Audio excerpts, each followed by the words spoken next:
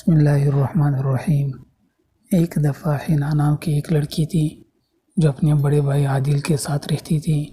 حنا اپنے بھائی کو اپنا آئیڈیل مانتی تھی اور ہمیشہ اس کے ساتھ وقت گزارنا چاہتی تھی، لیکن عادل ہمیشہ اپنے دوستوں کے ساتھ مصروف رہتا تھا اور ایسا لگتا تھا کہ اس کے پاس حنا کے لیے کبھی وقت نہیں ہے۔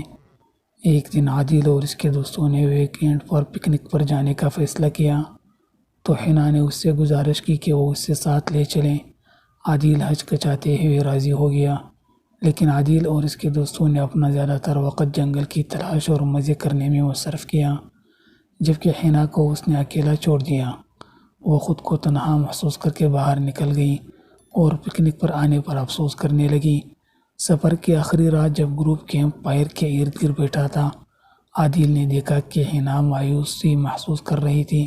اس نے حنا سے پوچھا کہ کیا ہوا، تو حنا نے روتے ہوئے کہا کہ اسے ایسا لگا جسے آپ کے پاس میرے لیے کبھی وقت نہیں ہے اور آپ کو میری کوئی پرواہ نہیں۔ عادل یہ سن کر حیران اور افسردہ ہوا اور اسے احساس ہوا کہ وہ اپنے دوستوں کو ساتھ مزاح کرنے پر اس قدر مرکوز ہو گیا تھا کہ اس نے اپنی بہن کو نظر انداز کر دیا تھا۔ اس نے حنا سے معافی مانگی اور مستقبل میں اس کے لیے مزید وقت دینے کا وعدہ کیا۔